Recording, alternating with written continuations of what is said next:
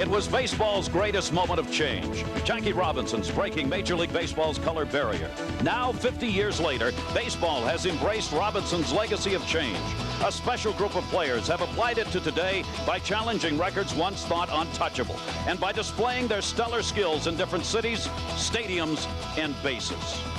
But baseball's biggest change has been letting fans see matchups between teams that previously could only have been dreamt. There are things that need to be changed, but there is tradition. Since 1933, the best have met on a summer's night to play a game between the leagues, but more, a game between legends, old, new, and soon to be. A game that returns for the 5th time to Cleveland.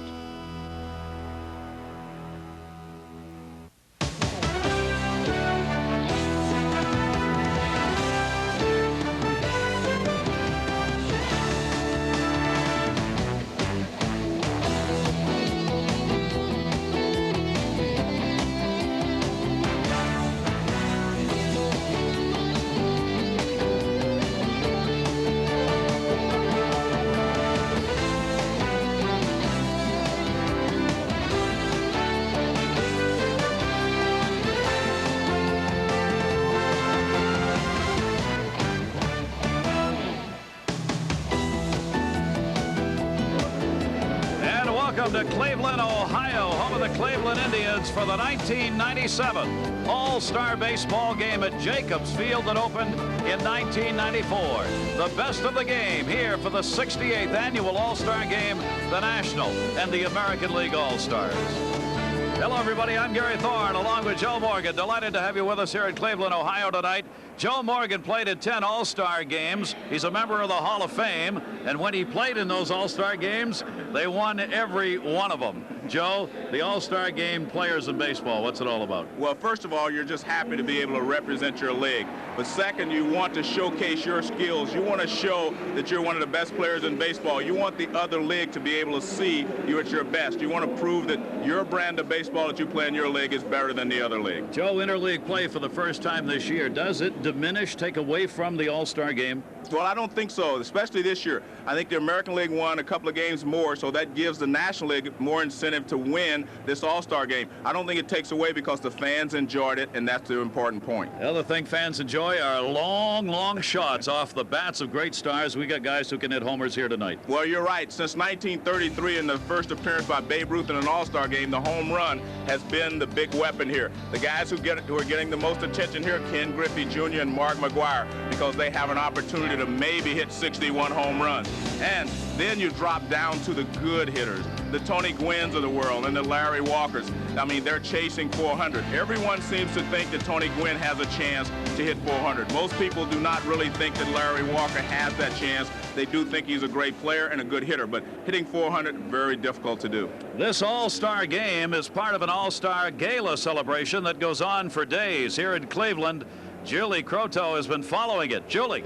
Thanks, Gary. And with any event of this size, there's always a lot of enthusiasm and a lot of excitement, and that has certainly been the case here in Cleveland. Hi, welcome to Cleveland and Jacobs Field. I'm here at the Rock and Roll Hall of Fame, and while there's no denying that the All-Star Game ticket is the hottest ticket in town, if you can't get a ticket, there are many other exciting activities to give you that All-Star feel.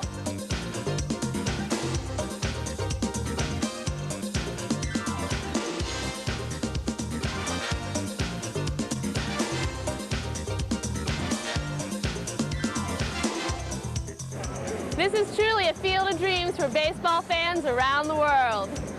I had a chance to speak with some of the stars playing in the celebrity softball game, including country music sensation Leanne Rimes. Now you're 14, you're going to be singing the national anthem. Feeling a little pressure? Not at all. I'm used to it. It's kind of how I got my start, with singing the national anthem everywhere.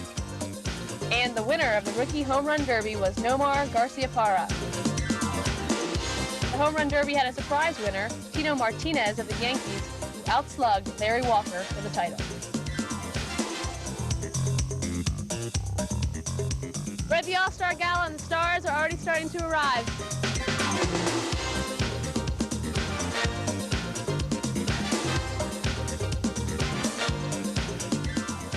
And to cap off all the festivities, Major League Baseball throws an intimate party for 4,000 of its closest friends.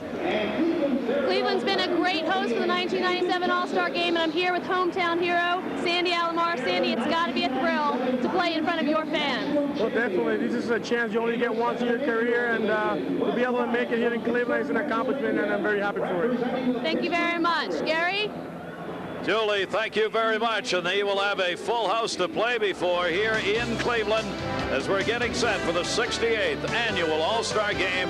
A look at the starting pitchers when we return to Jacobs Field.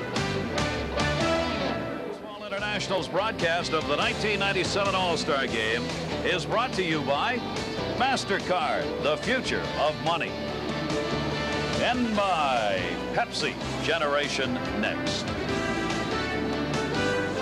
Two great starters will be in this game. Number one for the National League, a right-hander 31 years old by the name of Greg Maddux, who has won 4 Cy Young Awards. Well, he is your consummate pitcher. He knows how to pitch.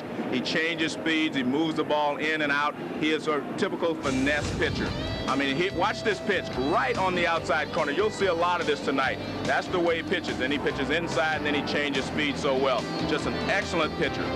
The Dr. Jekyll and Mr. Hyde of baseball during the regular season pours up enormous numbers, then he puts those glasses on and looks like a normal gentleman. Start number 6, Greg. It means you had a good first half, and it's kind of like a player's reward for having a good first half. And I'm honored to be here. I'm glad to be here, and you know, there's a few other pitchers that probably deserve to start more than I do, but you know, they all pitched Saturday or Sunday, so you know, it stuck with me.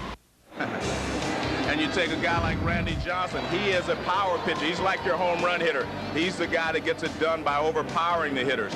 And he's the guy that also is just happy to be here. 33 years old, impressive numbers, especially those strikeouts, 1,869 in the regular season. His second All-Star start, what it means to him. It's obviously a great honor to be chosen for a second time.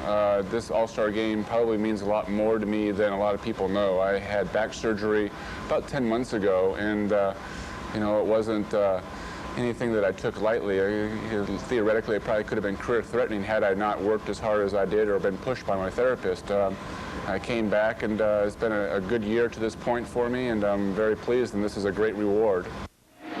And a lot of hitters not particularly excited about facing him, even if they are excited about being here. Mark Tombra is the PA announcer here in Cleveland. They will be introducing the entire rosters of both the American and National League teams. So let's join him right now. The trainers from the Los Angeles Dodgers, Charlie Strasser. And from the Montreal Expos, Ron McClain.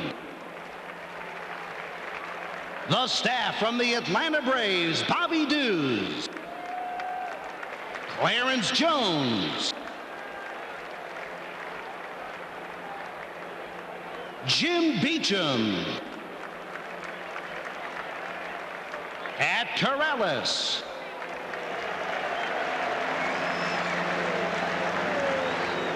And in the bullpen, Leo Mazzoni and Ned Yost. The coaches from the San Diego Padres, Bruce Bochy. And from the San Francisco Giants, Dusty Baker.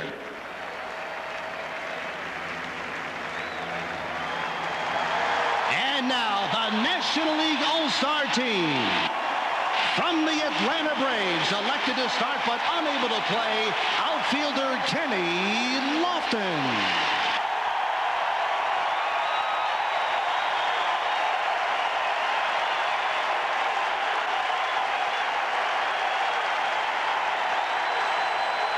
Catcher Javier Lopez. Third baseman Chipper Jones. Pitcher Denny Nagel. And pitcher Tom Glavine. From the Chicago Cubs, first baseman Mark Grace. From the Cincinnati Reds, elected to start but unable to play, shortstop Barry Larkin. From the Colorado Rockies, first baseman Andres Galarraga. From the Florida Marlins, outfielder Moises Alou. Catcher Charles Johnson. And pitcher Kevin Brown. From the Houston Astros, pitcher Darryl Kyle. From the Montreal Expos, pitcher Pedro Martinez. From the New York Mets, pitcher Bobby Jones. From the Philadelphia Phillies, pitcher Curt Schilling. From the Pittsburgh Pirates, second baseman Tony Womack. From the St. Louis Cardinals, shortstop Royce Clayton. From the San Diego Padres, outfielder Steve Finley. From the San Francisco Giants, pitcher Rod Beck. And pitcher Sean Estes.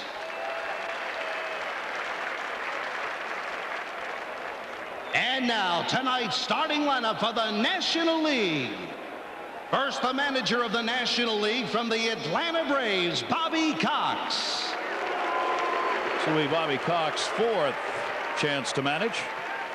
Leading off from the Houston Astros, second baseman Craig Biggio. Batting second from the San Diego Padres, designated hitter Tony Gwynn. Batting third from the San Francisco Giants, left fielder Barry Bonds.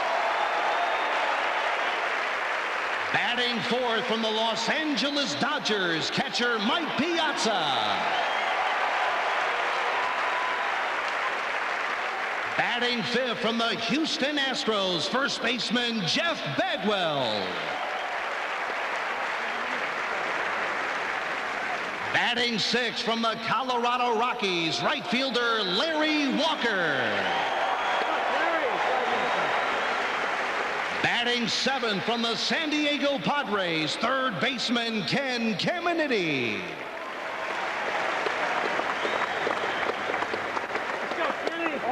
Batting eighth from the St. Louis Cardinals, center fielder Ray Langford.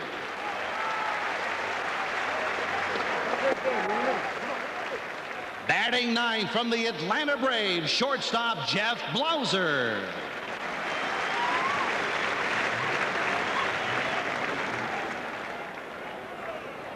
The starting pitcher for the National League, warming up in the bullpen from the Atlanta Braves, Greg Maddux.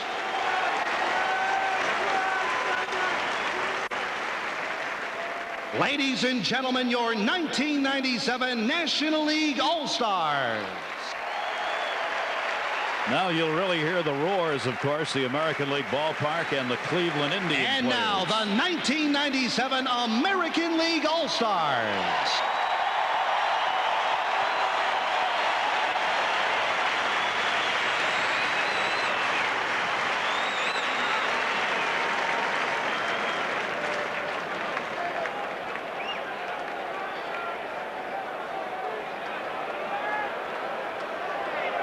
First, the American League clubhouse manager, Ted Walsh. The trainers from the Anaheim Angels, Rick Smith.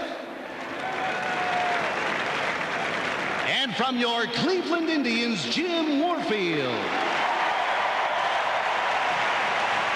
The staff from the New York Yankees, Willie Randolph. Don Zimmer. Jose Cardinal. And in the bullpen, Mel Stottlemyre. The coaches from your Cleveland Indians, Mike Hargrove.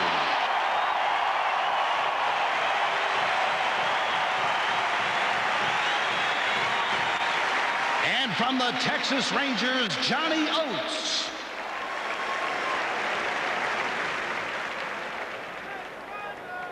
And now the American League All-Star team from the Anaheim Angels, Jason Dixon. From the Baltimore Orioles, pitcher Randy Myers. And pitcher Mike Mussina.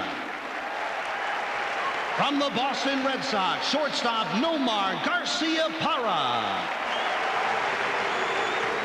From the Chicago White Sox, outfielder Albert Bell.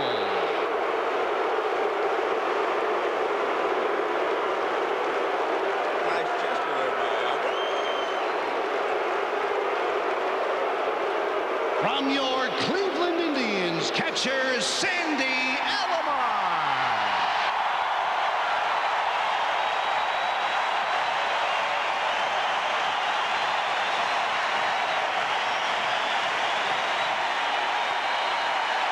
One who was and one who is. Jim Thome.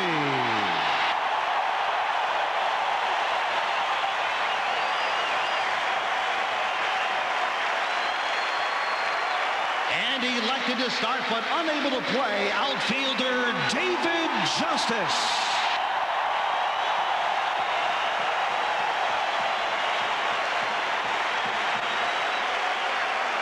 From the Detroit Tigers, pitcher Justin Thompson.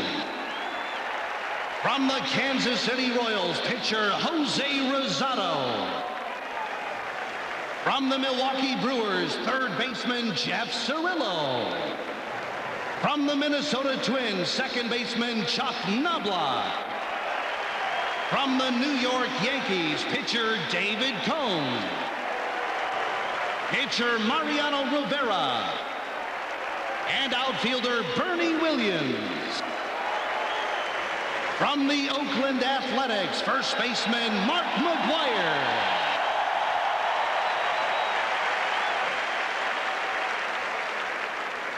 From the Seattle Mariners, second baseman Joey Cora. From the Toronto Blue Jays, pitcher Roger Clemens.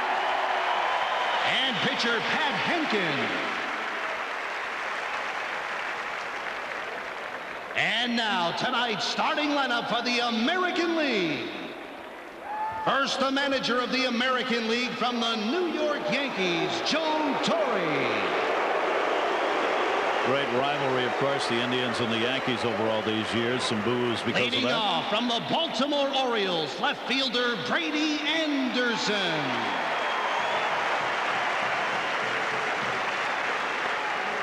Batting second from the Seattle Mariners, shortstop Alex Rodriguez.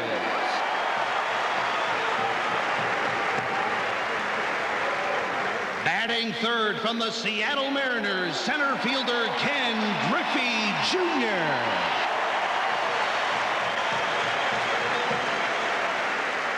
Batting fourth from the New York Yankees, first baseman Tino Martinez. Batting fifth from the Seattle Mariners, designated hitter Edgar Martinez. Batting sixth from the New York Yankees, right fielder Paul O'Neill. Batting seventh from the Baltimore Orioles, third baseman Cal Ripken.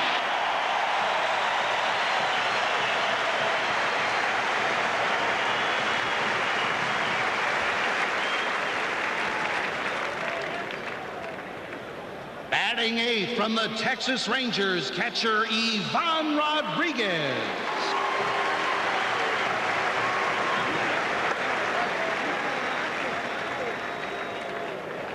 Batting ninth from the Baltimore Orioles, second baseman Roberto Alomar.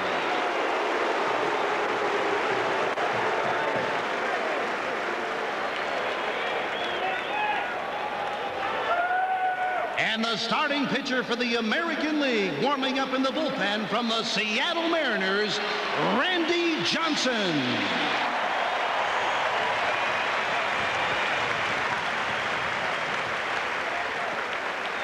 Well, I'd say there's some talent down there, Joe Morgan. A lot of talent. Got an interesting receptions, I thought, there for Roberto Alomar and also for Albert Bell.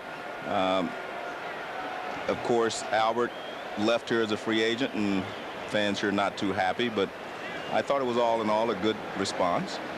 Not bad at all. Albert Bell, of course, draws a response of some kind no matter where he happens to be.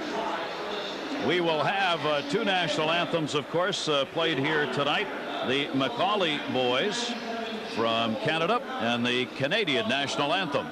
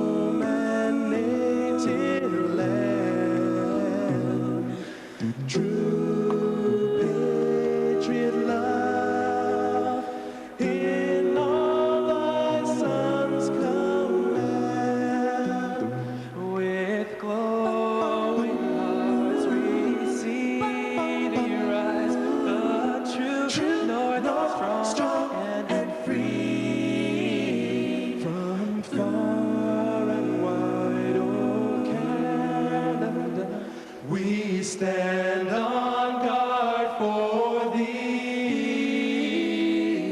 God keep our land, glory, gods and free. All Canada, we stand on guard for thee.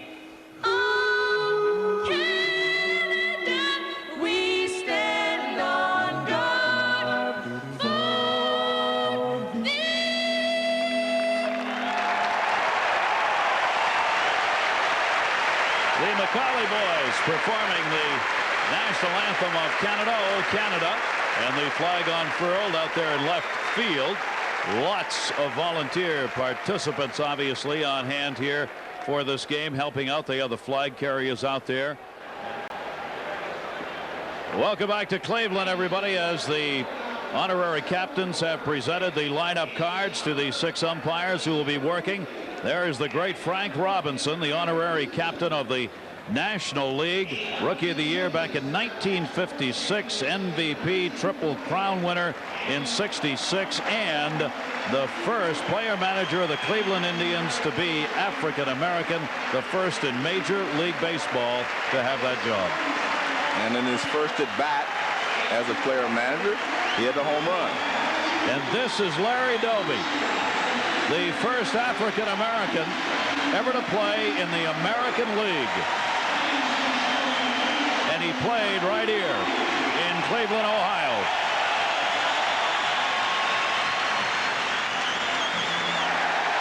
Still has a pretty good arm. All the way from the rubber.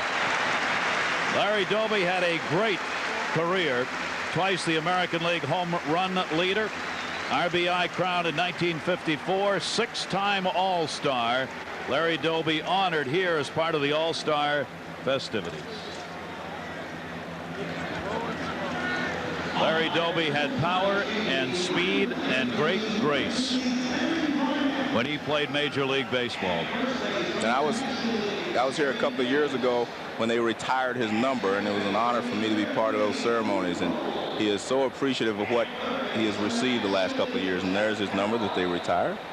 Number 14 retired here in Cleveland, Ohio for Larry Doby. So those are the two honorary captains of the 68th annual All-Star Game, part of the celebration of the African Americans who have played Major League Baseball, and Jackie Robinson, who broke that color barrier 50 years ago, also part of the year-long festivities of Major League Baseball. There is Larry Doby going through the dugout over there of the American League All-Stars. Players out in the outfield stretching it out a bit. We'll be set to go, the National League and the American League, when we come back to Cleveland. To the All-Star Game now more than any other city. The 5th time Cleveland has had the honor. Jacobs Field, the new ballpark, the site for this one. And we are about ready to go. There is Randy Johnson, the big left-hander who can bring it. Biggio, Gwynn, and Bonds, Piazza, Bagwell, Walker, Caminiti, Langford, and Blauser will be the starting lineup for Bobby Cox's National League All-Star team. Brought to you by MasterCard, our lineup for the NL. Randy Johnson delivers. Cameras click, and he throws a fastball for a strike. And Gary, most people know how hard he throws, but the thing that makes him great is his devastating slider. Great control of his breaking ball. Randy Johnson, 104 wins, 64 career losses. It has only been of late that he has come around as a absolutely overpowering pitcher in baseball. And it is that fastball that's made him 12-2 on the season, more wins than anyone else in the American League, with a 2.20 earned run average, second best. Larry Walker is the man we'll talk about who comes up against him in this game after having turned down an opportunity about a month ago during the regular season. Craig Biggio takes a strike on the outside corner, and Randy Johnson's just like he is in the regular season, a strikeout. Well, Biggio tried to do what every leadoff hitter should do, take a pitch, but then he came back with a breaking ball. He wasn't ready. Let's take a look at the defense behind Randy Johnson. Pretty outstanding defense. Paul O'Neill in right, Ken Griffey Jr. center, Brady Anderson, Cal Ripken Jr., Alex Rodriguez, Roberto Alomar, Tino Martinez, Ivan Rodriguez behind the plate. One of the game's greatest hitters of all time, Tony Gwynn. He is an all-star for the 13th season for the 37-year-old who comes in with a .337 career batting average. Tony Gwynn is looking for his 8th batting title this season and is very much in the chase for it, as Gwynn, batting at .394, has the ball knocked down by Johnson, makes the play. The Martinez and Tony Gwynn's retired, 2 down. And that's the first at bat he ever had against Randy Johnson. Let's take a look at Randy Johnson as he looks from the catcher's perspective. And this is what the hitter sees. Fastball right on the outside corner. He is so tough to hit. The opposition this year is hitting .182 against Randy Johnson. That is the lowest opponent batting average in the league. And here is Barry Bonds. Barry Bonds has faced him 6 times, and he has 3 base hits. Not bad. Aren't many who can say that. No matter how few or many times they have faced him, he goes after the heat right there and misses. Well, you can see right there that by the swing he took that he gets a good look at Randy Johnson. He sees the ball well out of his hand, and that's the key to handling someone like Johnson. You have to see the ball quickly. Number 1 in strikeouts, as would be expected, takes the call on the inside corner. Larry Barnett, the veteran, is the home plate umpire for this game, and Randy Johnson is working in a hurry. A 1-ball, 2-strike count on Bonds, and he is gone, and Randy Johnson has a typical big unit inning. He strikes out 2, retires the side in order. When we come back, we'll see the lineup for the American League All-Star.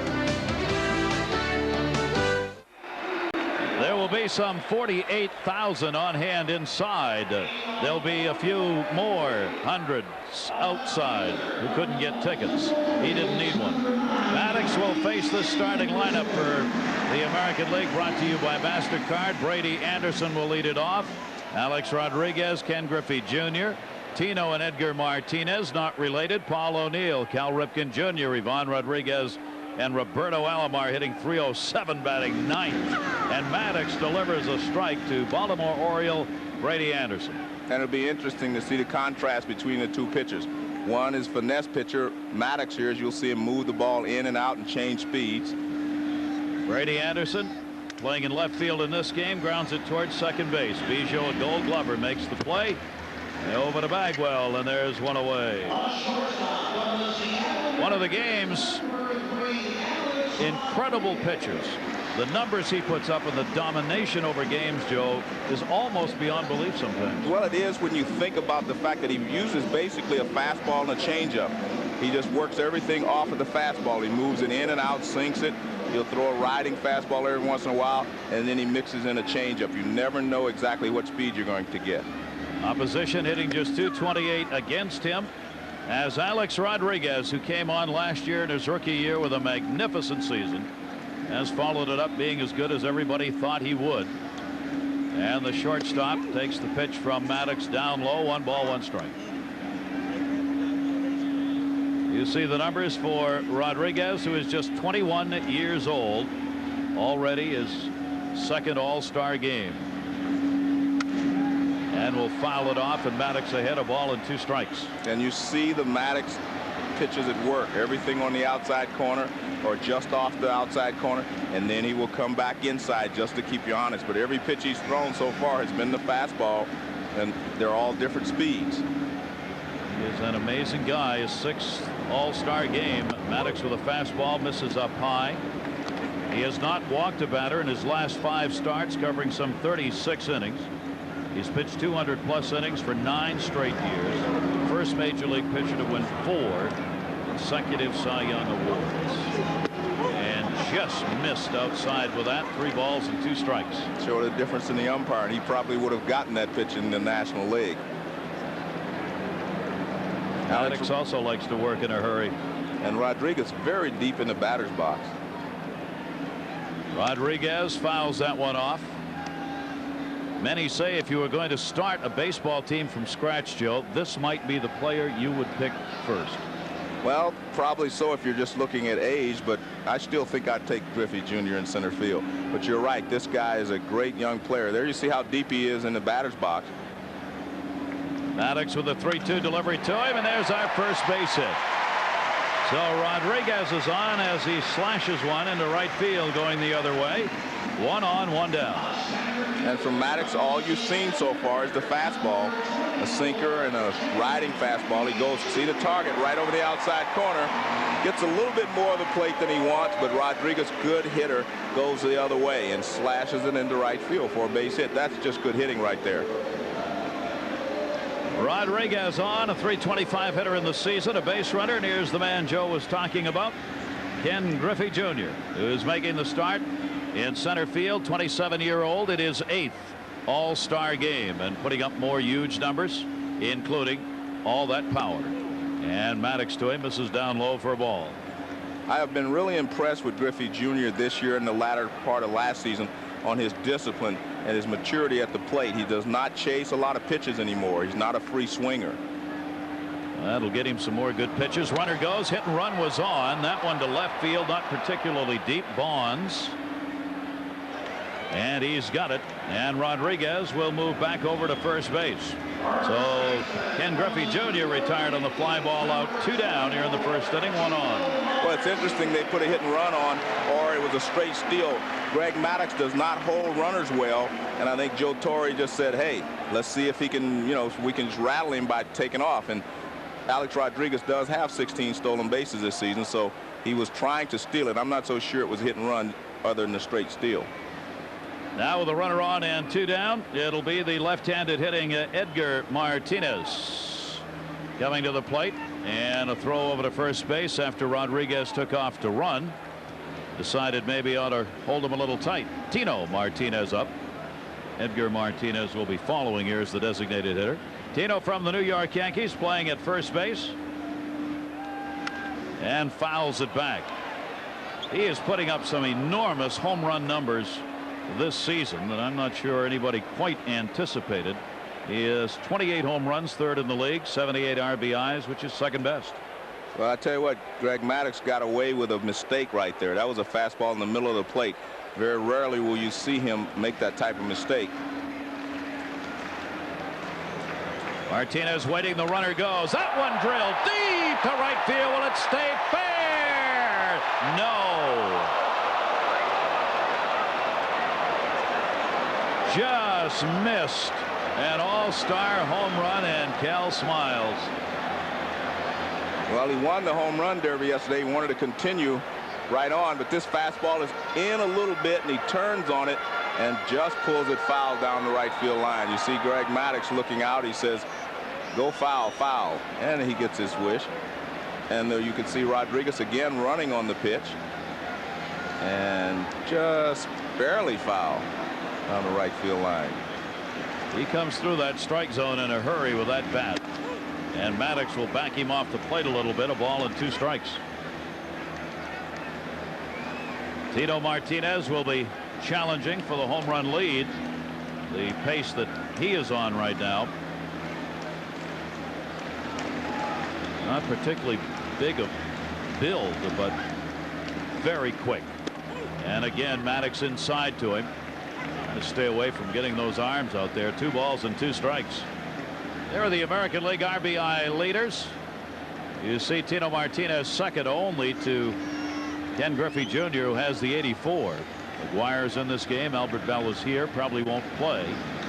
2-2 count. And it'll go full.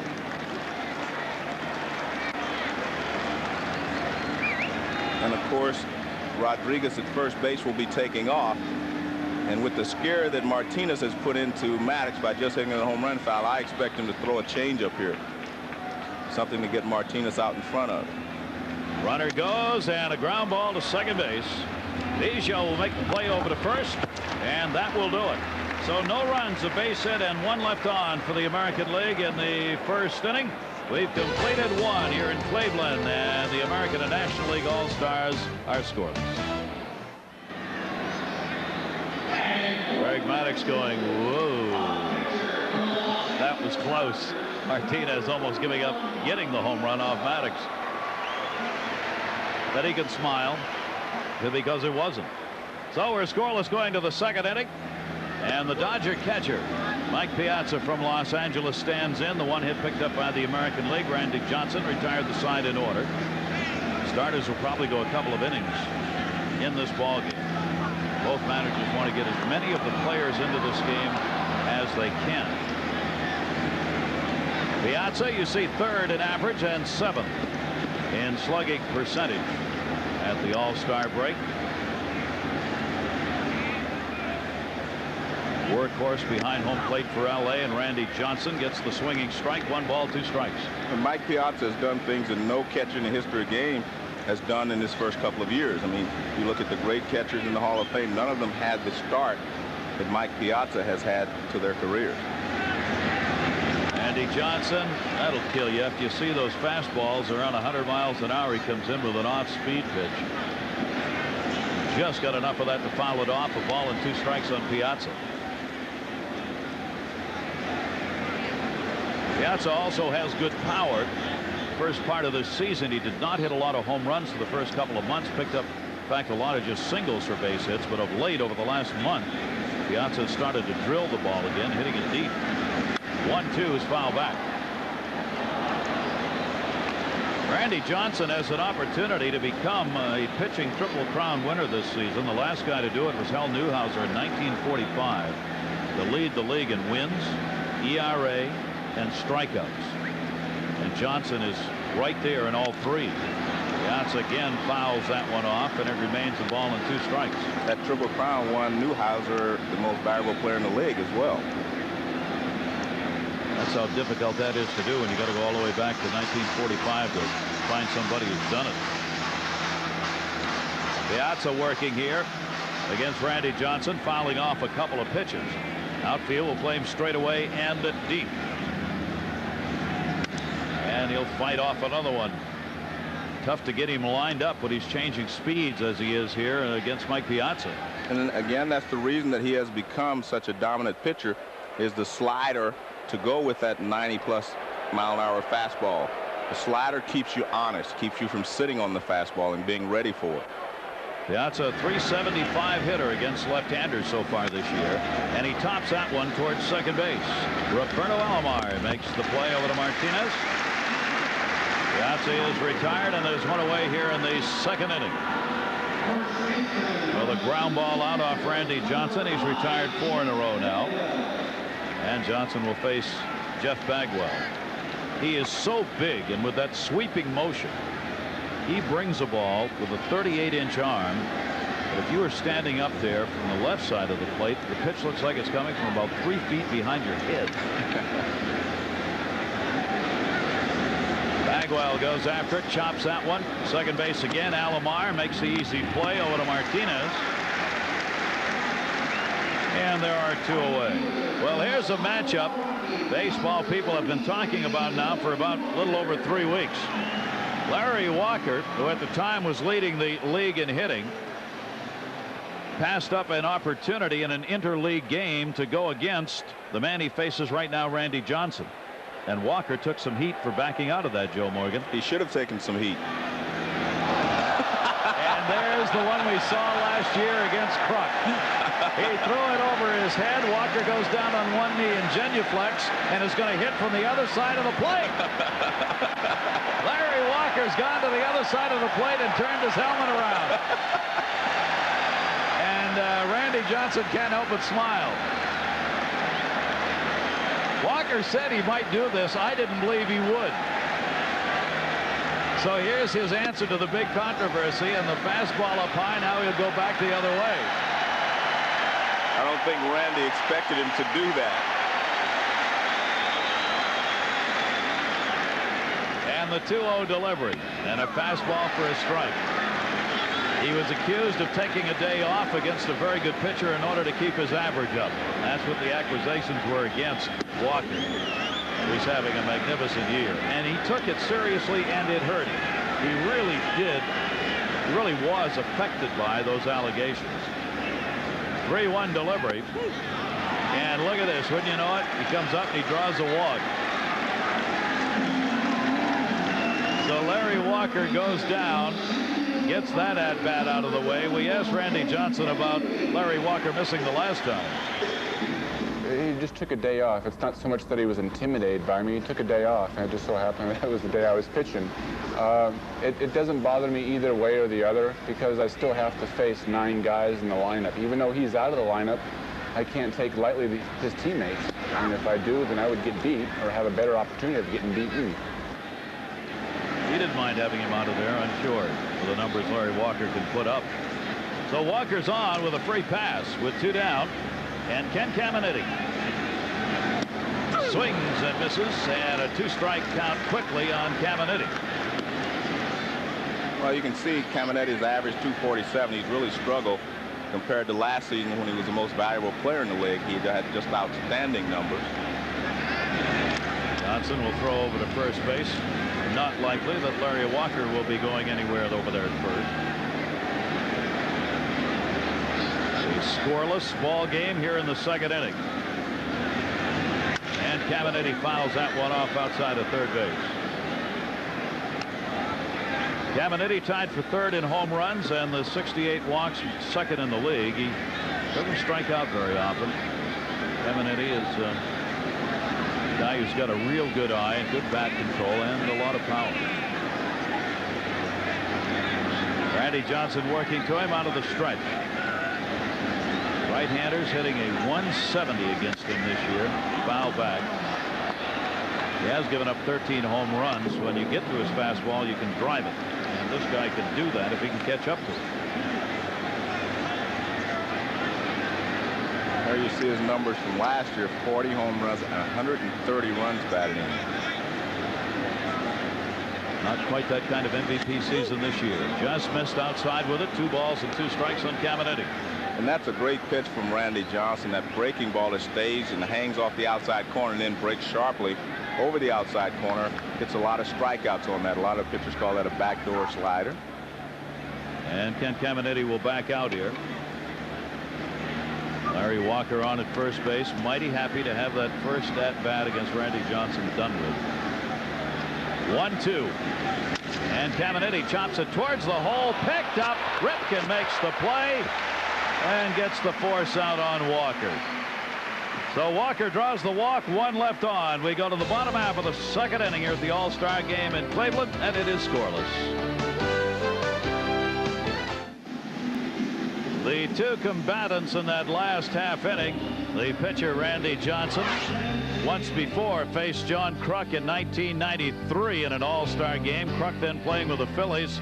Backed out, said my heart thumped. Everybody got a good laugh out of it. And then he just said, thank you, see you later. And here in this game, same thing happens to Larry Walker as Randy Johnson lets one go. Martinez will lead it off here. Here's a look at how Randy took Larry Walker on. Well, I think tonight was intentional. He was just, playing a joke. I think the one in Baltimore was an accident when he just slipped out of his hand against John Kruk. Randy Johnson will be done for the game. Couple of innings, 30 pitches, 1 walk, 2 strikeouts. Fouled off by Jet Bagwell. Or Edgar Martinez, sorry.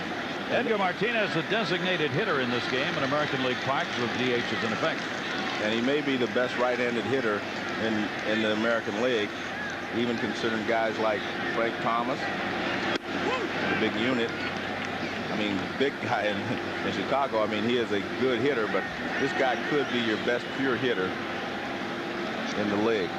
First one ever voted to start an all-star game as a designated hitter. Maddox misses outside to him, and the count goes to 2 balls and 2 strikes. He's also won a couple of American League batting championships. Great bat, great control, deep in the batter's box. And he drills that one deep left field. Martinez has got himself an all-star home run.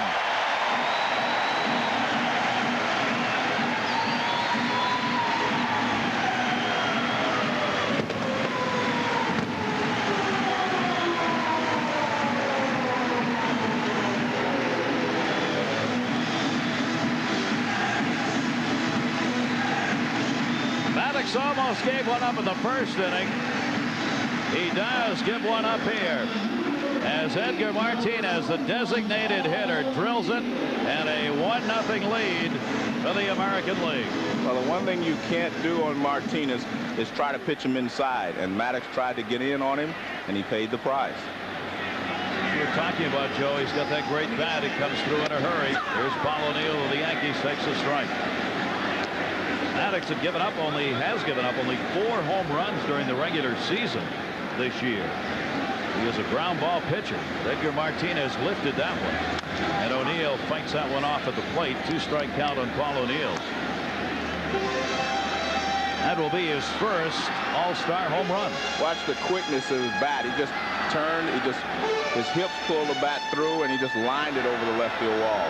Pitch on the inside corner. Good looking piece of work right there, and a 1-0 lead for the American League on their second hit off Maddox. And he bounces that one on Paul O'Neill. O'Neill playing in right field, 4th all-star game, 34 years old. Talking about that short swing that Martinez has. The guys do have a good time. You can see that fastball on the inside corner. He probably wanted it off a little bit, but Martinez ripped it. And Maddox has that one, hit him, knocks it down, makes the play. Is Greg Maddox all right? Well, not a smart play, but he did that intentionally. I mean, you watch, you'll see him try to get a kick save here. He sticks his leg out there. I mean, if that ball hits him off his ankle, he could be in trouble. You see him stick his leg there to block it. Now watch him stick his leg out there. See him stick his leg over there? He knew what he was doing, but, I mean, you can be injured that way, but he makes the play. He's one of the best fielding pitchers in baseball. He's won Gold Gloves, and, you know, I see Bobby Cox is laughing, but he's not happy about that. Bobby Cox, the manager of the Atlanta Braves, for whom Greg Maddox pitches and stars. And the last thing he needs is an injury. One down here in the second inning. Here's Cal Ripken. Maddox decides to let that one go. Biggio will make the play, and Ripken is retired. 4-3 on the putout, 2 down in the second inning. And I still think we'll have to wait and see if that really did hurt Maddox, because ground ball, if it gets any part of your leg, if it hits on the bone, it can really hurt your leg. And he seems like he's limping just a little bit, but if you take one off the shin or off the ankle, it's going to bother you for a while. So he's going to probably leave this ball game and go put some ice on it. Now watch his right leg after he finishes. Now watch him stick it over there. See him kick over there with his leg. Well, maybe it got him on the foot. Maybe it got him on the shoe and the arch, so maybe he will not be injured, but could have hit him on the ankle and even broken the ankle. No. Ivan Rodriguez, the Texas Ranger catcher. Only 25 years old, but already his 6th all-star game, 5th best in that average department, and 2nd in doubles in the league. And Rodriguez, we can toss him out from behind the plate as well with a great arm. Takes a strike on the outside corner, 0-2. 1-0 lead on the home run off Greg Maddox, who probably also will work just a couple of innings here. That one Just missed outside. That's where Maddox makes his living, on those corners of the plate. Not giving up home runs, but Martinez got his. And he almost gave up one to the other Martinez, Tino, when he came inside. So I think you'll see him stay away from most of the hitters. Edgar Martinez, 16 home runs in the regular season. Gets his first All-Star home run here. Rodriguez takes the pitch, 2 balls and 2 strikes. Pudge Rodriguez contract expires with Texas this season. There are some who believe he will not be back as a Ranger, but he's going to go to Arizona for the expansion Diamondbacks when the season starts. Gets it in, fouls it off. Well, wherever he goes, they're going to be set at catcher. I mean, he is by far the best catcher in Major League Baseball. I mean, defensively and offensively, you add them all together. I mean, there's no comparison. Mike Piazza's a great hitter, but he's not as good defensively. Charles Johnson, very good defensive catcher, but not as good offensively as Rodriguez. He has the whole package. Mike Piazza behind the plate is equal here in the All-Star game, as both of them voted in as starters for this game. 18 players here for the first time. 16 players on these rosters have been to All-Star games 5 or more times. For Greg Maddux, number 6. He's got a 2-2 count. Piazza sets up away. That's where the pitch was, fouled off. I wonder how much a catcher can take back, Joe, like facing a pitcher of another team. Does he bring back anything to a club that'll help? Well, I don't think so. It's because he's up there hitting. He's seeing the ball out of his hand. He may be able to tell him what any other leadoff hitter can tell him, how much the ball's moving, but that's about it. 2-2 delivery right back to the mound. Maddox will make the play, and that will retire Rodriguez. But here in the second inning, the home run by Edgar Martinez off Greg Maddux has given the American League the 1-0 lead. The second pitcher for the American League, 34-year-old right-hander Roger Clemens. 13 wins, number 1 in the league. And he brings heat, strikeouts, and complete games and lots of innings. And he is just a continuation of Randy Johnson, an overpowering fastball. He throws a splitter and a slider. And there you see his record this year. Earned run average and Major League leading 13 wins. The Red Sox did not want to pay him the money that he wanted. Like Randy Johnson, a power pitcher, some concern about whether Clemens at the age of 34 may have run out of some gas in that arm. Roger Clemens saying yesterday, you know, the only people who say power pitchers run out of gas are those who aren't power pitchers. Interesting. Nolan Ryan never ran out of gas. No. So Clemens will go to work here, and Ray Langford from the St. Louis Cardinals will face him. Langford, the starting center fielder in this game for the National League, 7th in hitting, 2nd in slugging percentage. Clemens with that overhand fastball. It's interesting that Tony Gwynn was elected to start in the outfield along with Larry Walker and Kenny Lofton. But because Kenny Lofton couldn't play center field, they wanted to have their best defense out there. So they asked Tony Gwynn to be the DH and put Langford in center field. And Tony agreed. Missed by Langford, 1-2. They did not have a center fielder, and the fact that you have Barry Bonds, a left fielder, Larry Walker, a right fielder, and Tony Gwynn being a right fielder. So Langford was the only other center fielder on the ball club, so he's in center field. 1-2 delivered to him down low. Outfield is selected by just the position of outfield, right, not designated by each particular field. Barry Larkin, Kenny Lofton, Todd Hundley, David Justice, and Frank Thomas all were selected to play but are not going to be in the ball game because of injuries. So we have 5 replacement players in this game we'll be seeing later on. Roger Clemens with a 2-ball, 2-strike count, 34 years old. Langford the chopper to second base. Alomar makes the play and Langford's retired. And that was a good split-fingered fastball from Roger. Threw him a couple of fastballs, one by him, and then he threw a splitter to get the ground ball. He doesn't walk many, Joe. The 8th fewest walks per 9 inning in the league. The strikeouts, 143rd, and opponents hitting .204 against him, second best in the league. Roger Clemens, one of the players who genuinely loves playing this game. That one by Jeff Blauser's a base hit into center field. Griffey is up with it, and the Atlanta Brave number 9 hitter Jeff Blauser at .261 average comes on here and picks up a base hit, and that will be the first for the National League. Well, this looked like a hanging slider or a splitter, and this is the replay of the Randy Johnson pitch to Larry Walker back in the second inning. Here's the pitch. Now watch this, a hanging. It looked like a little slider that Blauser jumps on, lines it in the right center field for a base hit. Blauser's having a great season. Yes. And the fastball misses to Craig Biggio. And if you're voting just on performance, he would have been selected to start this All-Star game, even over Barry Larkin, who was selected to start. As a result of Larkin being out of there, the opportunity, of course, for Blauser is on at first base with 1 down. Biggio struck out his first time up, called out on strikes.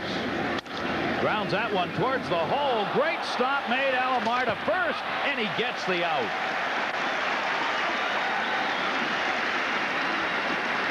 Roberto Alomar. Excellent play in that he wanted to go to second. He realized he couldn't. He twisted his body all the way around and threw to first base. Now watch, this is what you do. He makes sure that he gets the ball and keeps it on the infield. He wants to go to second. Not possible. Now he turns all the way around and throws to first base. That takes a lot of athletic ability right here to do that. Starts to second and then turns and flips to first. Just an excellent play by Roberto Alomar. Wow. Running down to second base now is Blauser, an RBI opportunity, and here's Tony Gwynn coming up. We were looking, Joe, at the numbers on Tony Gwynn, provided by the Elias Sports Bureau. He's on his way to his 5th consecutive season to hit .350 or better. No player has had a 5-year streak like that since 1927. Al Simmons did it. 27 through 31. He hasn't gone more than 8 at-bats without a hit this year. And since July of '93, Gwynn has never had a hitless streak longer than 12 at-bats. Well, you have to have those types of streaks in order to hit 400. I mean, which is just amazing. Can he do it? I think he can, yes. In fact, if you look over a 162-game stretch 2 years ago, he did hit 400 for that period of time. And it's possible for him to do it. And there you see what he's done with runners in scoring position. Unbelievable. That's why he has more RBIs. This is going to be his top RBI year in his career. A lot of this was done after a conversation with Ted Williams. He's hitting for more power and driving in more runs. And a 2-1 count on him here. Clemens delivers, and Tony Gwynn fights it off. He had a conversation with Ted Williams, and Williams was telling him that he should be hitting for more power because of his quick bat and his strength. And in doing so, I think Tony took it to heart, and he is hitting more home runs than he ever has hit. He's driving in runs. He's doing actually what a third-place hitter was supposed to do. Third best in RBIs, and he's still doing what he's always done, and that's not striking out. He has 12 strikeouts this season in 330 at-bats. And he uses what I term a little league bat. He uses like a 29-inch bat and 29 ounces. Maybe sometimes he gets up to 30 ounces. Very small bat and short, as you can see. The most difficult hitter to strike out in the league. Clemens got it in there. One hop to third. Knocked down. Ripken the play, and they got him. Kell's having a day at third base. Couple of real fine plays. Tony Gwynn retired on that one. No runs, a base hit. Base runner left on at second. The American League leading it 1-0. Welcome back to Cleveland, everybody. We want to remind you, if you want more information on the game of baseball, check out Major League Baseball on the web. You can call it up at www.majorleaguebaseball.com. Enjoy endless amounts of information on your favorite team, as well as stories and worldwide television schedules, all found in Major League Baseball. And you can do that right now if you'd like. Kurt Schilling is on the mound. And again, that's www.majorleaguebaseball.com. Kurt Schilling on in relief of Maddox, who gave up the home run in 2 innings. The only hit, a couple of hits off Maddox. The only run, though. There are the numbers for the Philadelphia right-hander. And he is another power pitcher.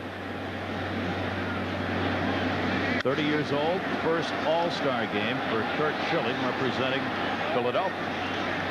And he has been one of the top pitchers in the National League for the last couple of years on a very poor Philly team. And you see this year he's 9-8, but that's on a bad Philly team again. Schilling gives up a lot of hits. In fact, he is 9th in hits allowed by National League pitchers, but because he gets so many strikeouts, he leaves a lot of people on base. Roberto Alomar fouls that one off down the line. For Alomar, batting at .302. A lot of power pitchers will give up some hits, as you see the 24 on Alomar's helmet. That's for Eric Davis, who had to undergo a cancer operation, and hopefully he will be back before the season is over. And Alomar grounds that one to Jeff Blauser. The Atlanta shortstop makes the play. And that will retire Alomar, who's batting 9th in the order. And there's one down here in the 3rd inning. Edgar Martinez, the designated hitter, the home run in the 2nd inning, accounting for the only run so far in this ball game here in Cleveland. And with one away, Schilling will go to the top of the order and take on Baltimore Oriole outfielder Brady Anderson, a .256 career hitter. Anderson has tremendous power, and Anderson putting up better numbers than that this season for Baltimore with .300 average. 94 hits. He's been hit by a pitch 12 times, which right now is tops in the American League. Not anywhere near the home run production we saw last year from Brady Anderson, who fouls it off 1-1. Well, you know what happened when Brady Anderson and the Orioles moved to Camden Yards, he became a much better hitter. His average has gone up each year. He hit over 300 last year, hit the 50 home runs, and he's still hitting for the high average, but he had a rib injury in spring training and it cut down on his power. And Anderson held up on that one in time. 2-ball, 1-strike count. As Curt Schilling works here. Probably will work a couple of innings. The managers again will try and get all the pitchers in, so some will only work an inning. That one drilled by Anderson to the corner, way back off the top of the wall. Bonds makes the nice play. Throw to second, not in time. And Brady Anderson is in with a double. Nice play in left field by Barry Bonds, but the speed of Brady Anderson gets him a double. Barry Bonds is probably the best left fielder, maybe even all of baseball. He wins Gold Gloves each year. And watch how he plays this ball. He plays it perfectly. It bounces off the wall, grabs it barehanded, and then he fires to second base, trying to get rid of the ball quickly. And right on the money, but you see Brady Anderson and his speed slides in quickly. Play by Bonds off that wall. So that will be hit number 3 now for the American League. The National League has won the last 3 of these All-Star games. This one is fouled off by Alex Rodriguez. The American League trying to get one back here. The American League had won 6 in a row prior to the last 3 being won by the National. Here's another replay of the ball by Bonds. See how he positions himself perfectly. His shoulder's already towards second base. He didn't even have to turn. Just caught it and threw it. Rodriguez had a single his first time up, an RBI opportunity for Alex Rodriguez. Brady Anderson on at second. Rodriguez, the youngest shortstop in All-Star history last year. He was 18 days shy of his 21st birthday. This year, he is the youngest to start at shortstop. Jim Fregosi once held the mark. Schilling buried that one. Piazza will come back to get it, and Anderson will move up on the wild pitch to third base. Well, this looks like this pitch fools Piazza because it didn't bounce way out in front of the plate. I thought he might have an opportunity to get over in front of it. See, he has time to move. He waited too long to try to get over in front of it, or as I guess the pitch just fooled him a little bit. That'll move the runner up. This will happen in All-Star games, Joe, where you have pitchers and catchers who haven't worked together before. Kind of tough for the catchers to pick up on movements of the pitches thrown here. Schilling misses outside to Rodriguez. 2 balls, 1 strike. And that was a real good fastball there from Schilling. Brady Anderson on at third base. Infield's in. Going to go for a play at the plate here in the 3rd inning with the opportunity. That one just off the end of the bat holds. It will even the count up. 2 balls, 2 strikes on Rodriguez. In most cases during the regular season, if you have a runner at third and 1 out, even if they play the infield in, you will take a risk and try to score the runner. But in an all-star game, you have some of the best hitters in the world following, and you have Ken Griffey Jr. coming up next, who's hitting well over 350 with runners in scoring position. 2-2 count. Joe, we were talking this morning about how the all-star game has changed since some of the days you played. Less competitive, less necessary to win now than it was then? Well, I think it has become more of an exhibition. I think, you know, the managers feel obligated to get everyone in the ball game. That wasn't the case before. They felt obligated to win, even if they only used 9 players. You know, 9 regular players and a few pitchers. So now you will see more and more managers trying to make sure that everybody gets an opportunity to play. First of all, I think it's just an honor to be selected to the All-Star game. You should not be disappointed, or it's not an obligation to make sure everyone plays. I mean, this is the best team you can put forth, and you try to win with it. Both managers try and avoid controversy by getting players in, because players now do feel they should play. Schilling's pitch foul back as Rodriguez and Schilling do battle here. Rodriguez trying to pick up that RBI and give the American League a 2-0 lead. Another a base hit, or a fly ball with only 1 away would get him in. Schilling has kept the ball down, and Piazza wants the fastball inside here. 3-2 pitch, foul back again. And that tells you how good a fastball that Schilling has. He's thrown several fastballs to Rodriguez, which has given Rodriguez time to get a fix on it, to time it, but he still is not able to put it in play. But the more fastballs you see, the more pitches you see, the better off you are as a hitter, because pretty soon you're going to be able to time it. Rodriguez draws very few walks. He's had only 20 this year and struck out 47 times. He likes to go at it. Again, he fights it off. It's a good battle going on right here as the count remains 3 balls, 2 strikes. And that pitch was up and out of the strike zone, but he still got a piece of it. 93-mile-an-hour fastball. And you see Sandy Alomar Jr. waiting his turn to perform in this ball game. It's Frank Robinson. Looks like Tony Womack from Pittsburgh. David Justice and Cal Ripken confirmed. A lot of baseball gets talked about here. These players, they do discuss the game. They discuss what's going on in the others' clubs and ballparks. 3-2 again, and a strike 3 called. So Schilling will win the battle with a pitch down and away. Rodriguez is struck out. Well, he threw him a lot of high fastballs in the middle of the plate in, and he finally got one where he wanted. Look at the target by Piazza. You'll see it's down and away over the outside corner, and that's where he throws the pitch. But he fouled off all these pitches, a wild pitch. That's what got him over to third. Fights him off. Fights it off again. And fights it off again. Perfect pitch right there from Schilling. Still a runner at third base, 2 down, and here's Ken Griffey Jr. Ken Griffey Jr. piling up the home runs, of course. His career number is an all-star. He's had 1 all-star home run. Flied out his first time up in this game and fouls it back against Schilling. 1 ball, 1 strike. Sometimes the great thing about an all-star game is you know that the opposing pitcher is going to come after you. You will see some fastballs. You will get to let it all hang out. You'll be able to let it go. Griffey's .367 with runners in scoring position this year. And a big fastball. Baby, was that coming? 1-2. Well, and that's what people like to see, a fastball pitcher against a power hitter. He gives it his best shot, as we see here. This one's up a little bit. Good high fastball, and Griffey Jr. cannot catch up with it. There's the fastball, and just a little high for Jr. And another one swung on and missed. So Curt Schilling comes on and gets the job done as he leaves Brady Anderson, the runner, stranded at third base. The American League, after 3, leads it. 3-1 for the American League, 0-1-0 for the National League.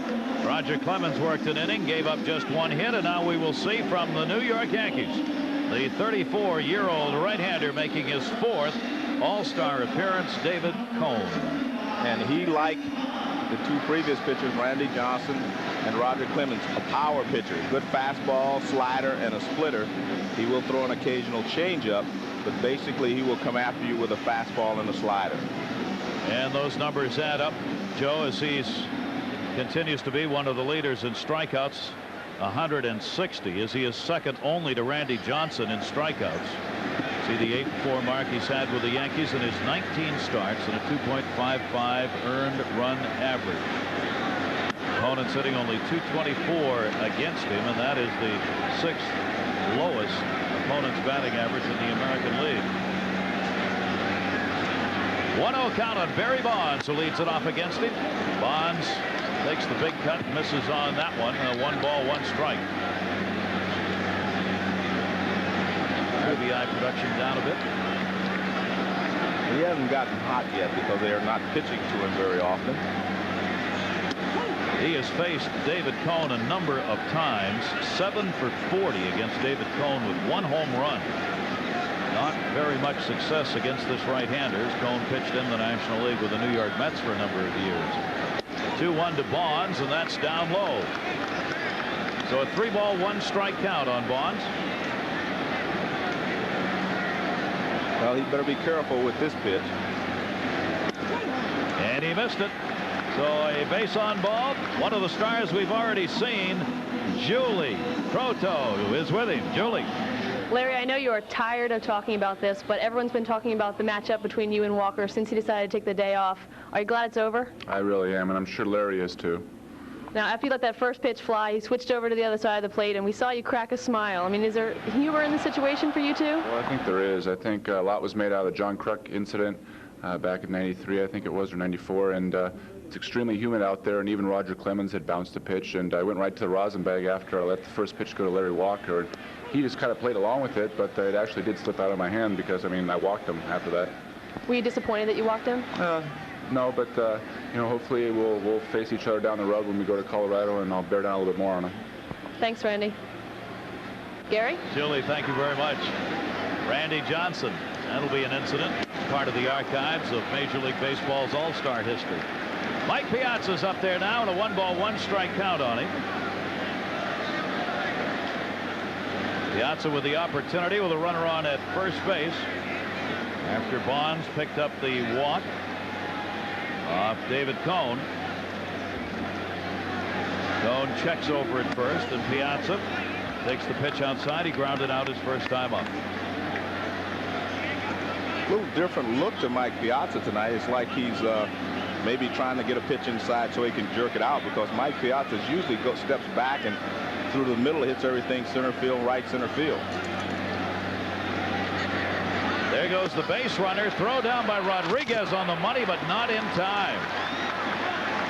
And a big jump. And Barry Bonds stole that base off of David Cones, not Ivan Rodriguez. He really didn't have a shot. Rodriguez came up and threw a strike, but Bonds had such a good jump that Rodriguez had no chance. See, the pitch is low, first of all. Now he has to come up and fire, and you see he throws it right on the money, but too late. 14 stolen bases for Bonds during the regular season. He picks up one here in the All-Star game. You see Rodriguez with great numbers, 52% throwing base runners out. And David Cone struggling here. Base stealers don't have a whole lot of success against Rodriguez when you're at 52% leading the major leagues. Well, the major league average about 27%. Right. All of those guys listed there are doing a great job, because the average, as you said, is around 27%, and they're all over 40.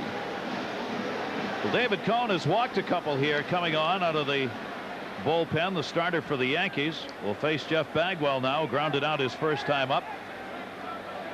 Cone does surrender some walks in his starts. Doesn't have a lot of time to deal with that here. Goes after the big heat, strike one. Well, Jeff Bagwell didn't want to walk on that swing. He was trying to hit that $1 million sign out there. Good location by Cone. You want to pitch Bagwell, you want to be up and in. That's where you want to pitch him if you have to throw the fastball. He is a .306 career hitter. Jeff Bagwell. That big open stance. Cone checking at second base on Bonds. Outside corner, strike two. Very unusual stance, Joe. We don't see many who look like this at the plate. No, you're right. I mean, he spreads way out with an open stance, and then he steps and closes. He steps into the plate. Watch his front foot go in toward the pitcher. Rodriguez had to block that one down in the dirt. A ball and 2 strikes on him. Very unusual stance and stride. Watch his front foot, his left foot. He picks it up and almost steps backwards and then goes toward the plate. Unbelievable that he can have such power doing that. Usually you want to use your legs by driving through the ball, but he doesn't do that. A lot of upper body strength. Bagwell with the 27 doubles, 4th most, 24 homers, 2nd. That one to right field. That's how he drives the ball. It'll stay up for O'Neill. Tagging up Bonds. He will move over to third base. Well, good job there by Bagwell to hit the ball the other way and allow Bonds to move over to third with less than 2 outs, where he can score on a fly ball or a ground ball from Larry Walker. American League leading 1-0, but National League with runners at the corners and only 1 away here in the top of the 4th inning. And it'll bring up Larry Walker. Well, he threw the first pitch fastball in. He got ahead. Now watch, look at this. It's going to be toward the outside part of the plate. And Bagwell lines it to right field. And that's how a pitch looks coming into a hitter. David Cohn ready, and the delivery to Walker in the dirt. Rodriguez stops it. Runner will go to second. Rodriguez will throw, and they get him trapped. So Mike Piazza in a rundown. The tag put on as he can't keep it going long enough for Bonds to score. Rodriguez checked the runner back, then threw down, and there's a big out. Well, a bad base running mistake there by Piazza. You have to remember who's behind the plate. Good job by Rodriguez to block the ball and keep it in front of him. Now he comes up and fires a strike right to second base. Now they've got Piazza in a rundown, and like you said, he couldn't even do it, stay in the rundown long enough for Barry Bonds to help him at third base. Makes up his mind too late, then he realizes, oh, that's Rodriguez back there. No chance. He's watching and says, hey, nice work, guys. Yeah, he said, I like that. Try it again. 2-6-3 on the putout. It goes as a caught stealing. When I talk to Rodriguez, he said he loves for people to try to steal on him. Now Piazza knows why. One catcher to another. Larry Walker, RBI chance, but goes to second base. Roberto Alomar up over to first, and the National League's opportunity sniffed out on the base running mistake by Piazza, and Rodriguez, who took advantage of it. It remains 1-0, the American League on top. For the American League. Welcome back to the 68th annual All-Star Game. Gary Thorne along with Joe Morgan here at Jacobs Field. Good ball game. Pitchers pretty much dominating right now. A very good ball game. Over 205 countries are receiving the broadcast, as there's French radio and television on hand. Our Japanese friends, their crew is here broadcasting back to Japan. NHK. Nice to see you guys on hand for this game. Latin America broadcast going on here as well. Fox covering it in the U.S. Spanish radio, LBC right there. They had El Presidente in the Spanish. Dennis Martinez was broadcasting. Here is Tino Martinez at the plate. Japanese radio is covering this as well.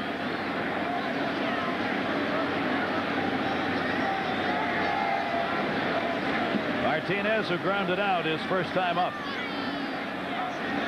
Kurt Schilling stays on to pitch his second inning for the National League, coming on for Greg Maddux. Gave up the home run to Edgar Martinez.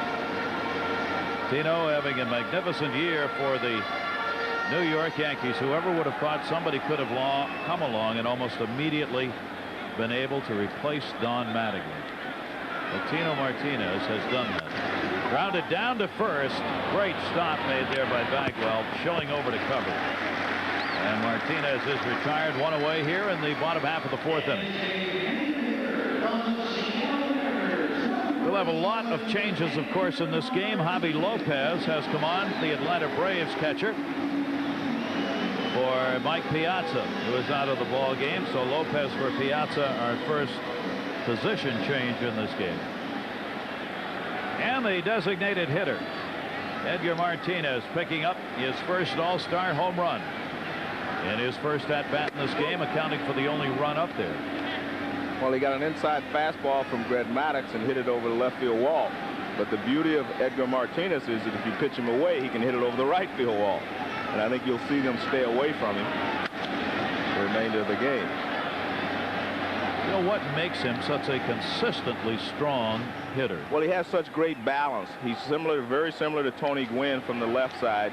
He has very good balance. He always keeps the bat back, and he kind of throws the barrel of the bat at the ball. On the inside pitch he hit the home run on, he didn't turn like you see a lot of sluggers do. He just got his hands out in front on the inside part. He pulls through with his left hand rather than swing and roll over it with his right hand. And the ball's out away from him. He just drives it the other way. And watch his front shoulder. Everything stays there. He stays closed. I mean, he just has excellent fundamentals as a hitter. Got a 2-1 count on him. Martinez from Schilling goes through the fastball, 2-2.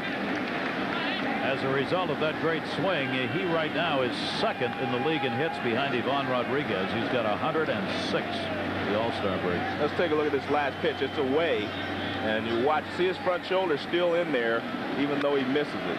He keeps the front shoulder right there, and that's, if you keep your front shoulder in, you will be a good hitter. Very few guys can do that on a consistent basis. Of course, Tony Gwynn is probably the best at that. Edgar Martinez doing it and has for a long time. 34 years old, .315 career batting average, his 4th All-Star game. Curt Schilling, a 2-2 delivery to him, and Martinez has got himself another base hit. I think he and Tony Gwynn could probably hit all day and would bat around 400 if you just left him up there for about 8 hours. Well, you saw Schilling throw a fastball by him to get to 2-2. Now watch, he throws him a split or something off speed. Now watch, this is unusual when you see a hitter like Martinez able to slow his bat down and still hit the baseball. You'll watch this swing, and he just slows his bat down, and he just kind of flips the ball. See how he just extended his bat through the ball. This is not the same swing we saw before 2 strikes. Look at that. See, he just kind of serves it. Paul O'Neill rips one foul. Martinez on at first base. 4 hits now for the American League, only 1 for the National. And Paul O'Neill up, grounded out his first time up. He was a late addition by Joe Torre, the skipper of the Yankees, who originally picked Bernie Williams to go over Paul O'Neill, and then had an opportunity later because of injuries to make name another star, and he did. Throw down right on the money. The tag put on by Blauser, and Edgar Martinez retired as Javi Lopez puts it in there. I don't know exactly what they were doing there. They're trying to catch the National League by surprise, I guess, but it's a splitter from Schilling, and Javi Lopez comes up, just throws a strike right on the money, and Martinez says, "Look at this, a perfect throw. All you have to do is leave it there." He didn't even have to make the tag. The throw tagged him out. No, you couldn't place a ball in a glove any better than where he just threw that. You were talking about Paul O'Neill being a late addition. I really believe, let's take another look at this. Watch, he just catches the ball, and the ball applies the tag. He didn't have to make any type of motion. One of the things I want to talk about, I actually think that Tony Clark from the Detroit Tigers, I mean, he deserved to be on this ball club as well. I mean, if I had a choice of any of the players who were, missing, he would be the guy that I would have thought. And Joe Torre said he deserved to be on the team too. And he struck him out. Curt Schilling coming into the fastball. 3 strikeouts in the ball game. No runs, a base hit, nobody left on. That Edgar Martinez home run continues to stand up for the American League.